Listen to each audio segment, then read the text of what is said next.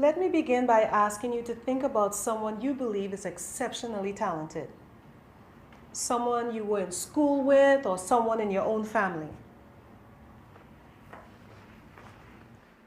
Okay, have you thought of someone?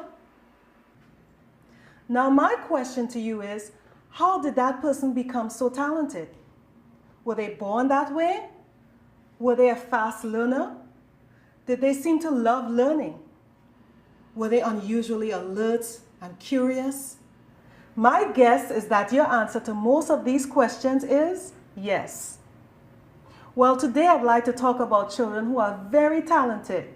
Children often referred to as gifted. And I'll talk about 3 points concerning this topic. First, I'll explain how these gifted children are identified. Second, I'll talk about some of the personality characteristics of these children. Third, I'll talk about how these gifted children approach learning. They have very good learning strategies that all of us can learn to use. All right, let's move on to the first point.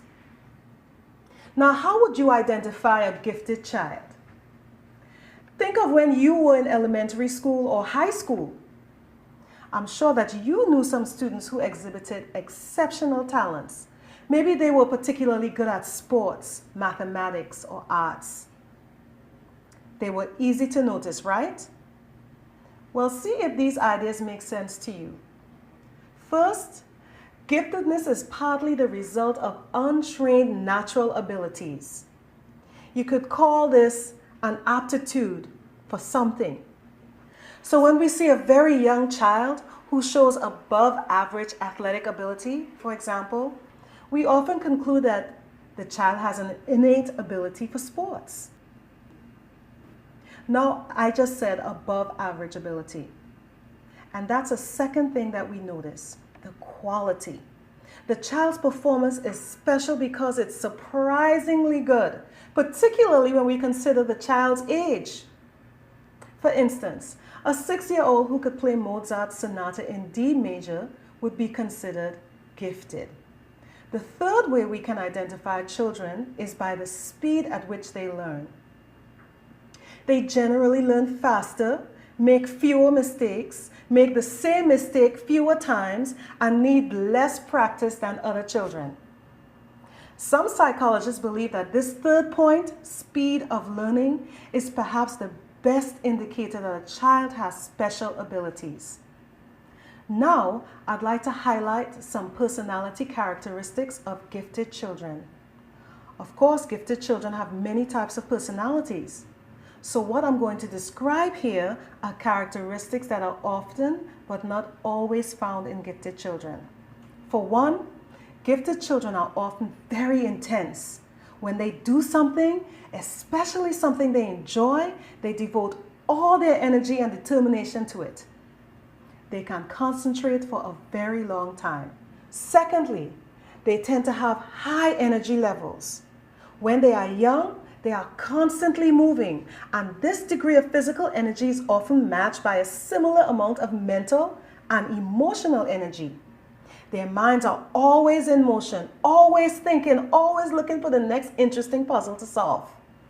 A final predominant characteristic is that they are often idealistic about the world, the people they know, and their environment. They can be perfectionists, especially where their own work is concerned. Okay, now let's look at some of the ways that gifted children approach learning something. Practical strategies that you and I can try. The first approach is related to motivation. Gifted children appear to be intensely curious about any and every topic. They typically don't care whether the knowledge or skill is useful or not.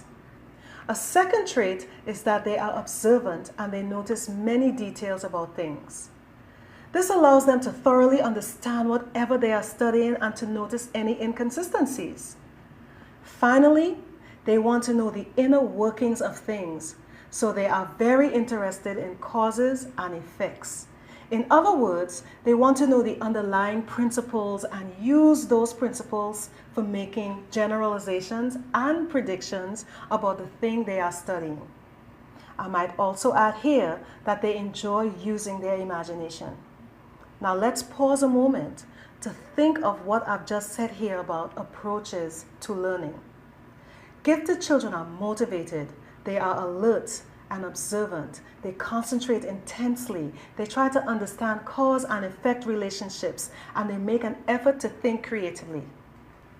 How well could you and I learn to do something if we approached it like I just described? My guess is that we could do pretty well. You know, the lecture actually reminded me of this idea called the 10,000 hour, 10-year rule. Has anyone else heard of it? Yeah.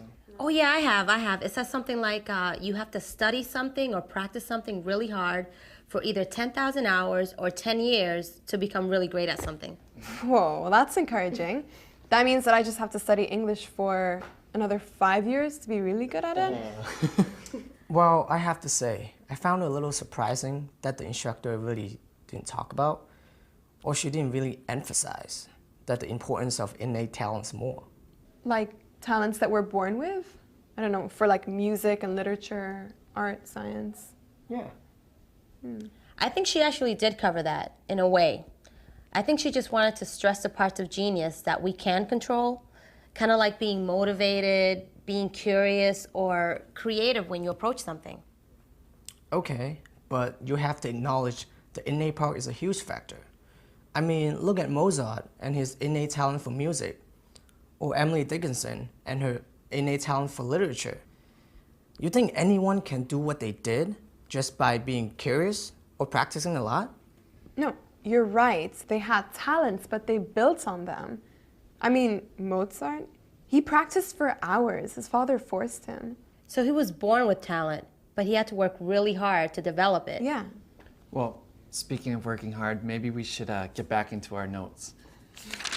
All right, so how do I identify a gifted child?